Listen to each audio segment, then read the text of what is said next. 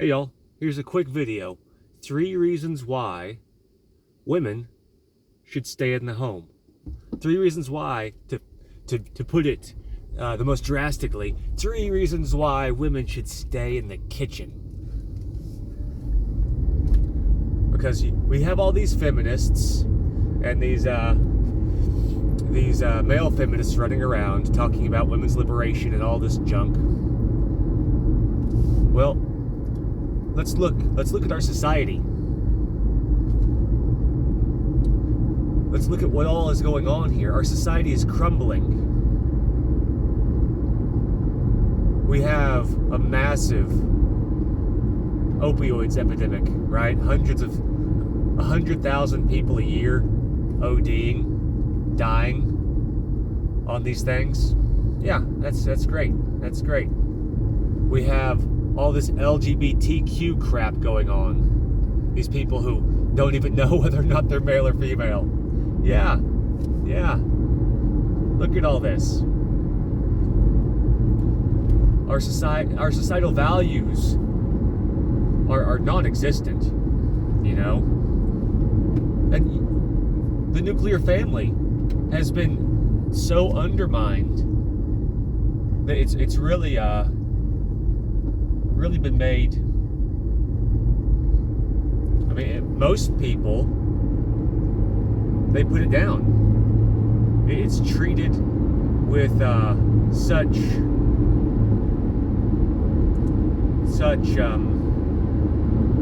hatred by our society. You know, you never see movies, pushing for and highlighting all the good qualities of a traditional marriage. You never see movies where the young couple fall in love and wait till marriage to have sex. Because our whole society is aligned towards destroying the traditional family. And we can see the fruits of that. This has been going on for 50 years now or more? And we can see the fruits now. This is not a hypothesis. This is reality. What has happened. And this all comes from the push to get women out of the household and into the workforce.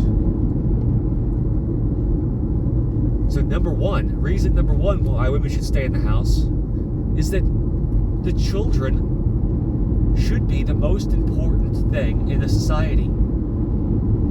Raising the children, having children, right? We'll get to that in a minute. Having children and then raising them.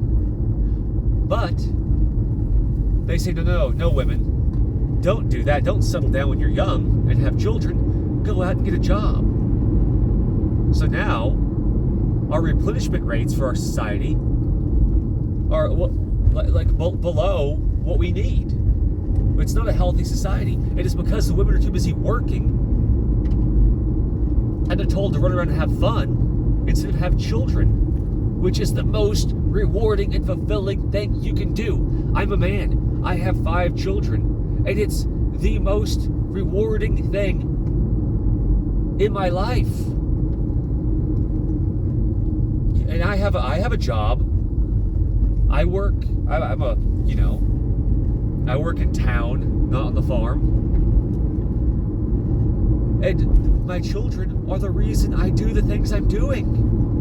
My children are the reason that I'm going to work today. But no, they convince women, no, you don't need a man. You don't need children to fulfill you. Go get yourself a dog and an apartment. So that's reason number 1. Because without women in the home, we don't have children. And you say, oh, well, you can have both. No, you can't. Look around you. We don't have both. Reason number 2, because it builds community. It builds community. If you're a woman and you're in the household, if you're home all day, if you're being a homemaker, then you're gonna get to know your neighbors. Necessarily. You're gonna get to know your neighbors. You're going to be taking the kids to activities and things like this. Hopefully homeschool activities, to meet other people. You're going to build a network. And that network is a community. And it's actually a lasting community. Because you're meeting other mothers. You're meeting other families. It's great. You know, I was looking on Facebook the other day, and a family friend of ours, she's a nurse, right? That's a very respectable profession, not knocking it. But she had a post from one of her friends from one of the other hospitals she'd worked at years ago. And her friend said, "Oh, we miss you." I don't know. I remember the lady. I'm not going to say the lady's name. We'll say, "Oh, we miss you, Janet. You've been gone for 7 years." And she's like, "Yes, I miss my family at, Mercy Medical Center." Like, you're calling these people you worked with 7 years ago your family? You're calling them your family and you haven't seen them in years, even though you still live in the same community? Like, you waste... Like, they're not your family, lady. They were your co-workers. And yeah, you have friends that were co-workers. You had friendships there, but you didn't build a community. No.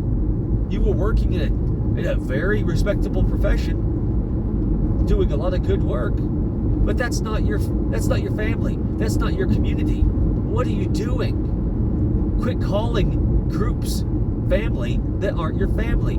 There's an actual definition to words. Words have meanings. Build an actual family. Don't call your co-workers your family. And it just highlights the fact that you see this in your own life, I'm sure, that you'll meet people and you'll work with them for years, and then they will leave, and you'll think, "Oh, that person was really great. I sure will miss them. Maybe I'll keep in contact with them on Facebook." And maybe that happens, but you don't see them again. Maybe you'll bump into them in a store once in a while, but geez, like, that's not community.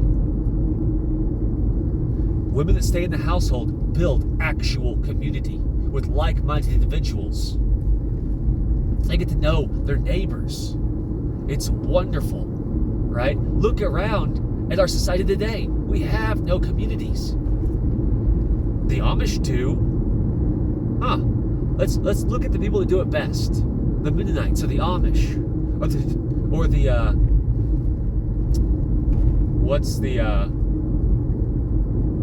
it the Hasidic Jews, the ones that still practice the old traditional ways? Like, they have communities.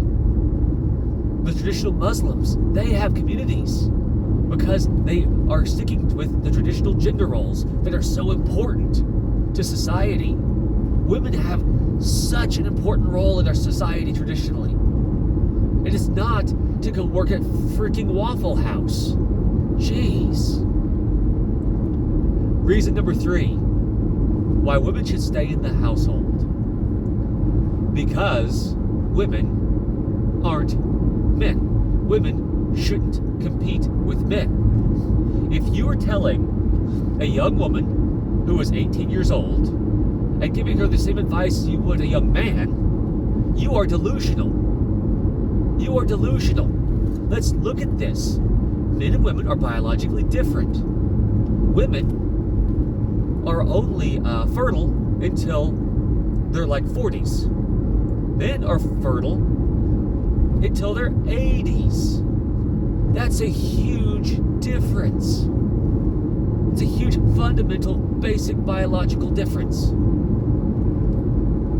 So if you're telling a woman who's 18 to go and get a job, or go to college and spend 4 years, 6 years, 8 years at college? And then what are they supposed to do when they get out, when they're 26 or 28 years old? Oh, well, then they have to go and get a job, because they'll tell them, "Oh, you have to have a good job before you settle down. You have to have a good career." So then they spend, another 10 years? So then they're, 35 years old? When your fertility starts to drop around the age of 30. So then they're working till they're 35, and they still haven't found a decent man. They still haven't found a decent man. Now, they're 35 years old, and they start to freak out. I've seen this personally, people. I've seen this happen time and time again. This is not speculation. then they start to freak out. Oh my goodness. Oh my goodness, I'm 35 years old. I don't have a husband. I don't have children. My biological clock is going crazy. So then they start looking for a man. Like they go on the hunt. But guess what? All the men, all the good men have already paired up. It's like kickball. The team has already been chosen. So now you're left with the dregs, lady. You're 35 years old. Your best child-producing years are behind you.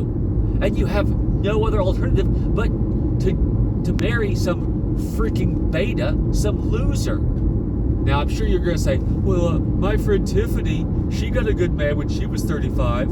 Okay, there's your unicorn. I'm talking about in general. Look around. You're going to see a lot more examples of the situation I'm talking about than you are going to see these unicorns.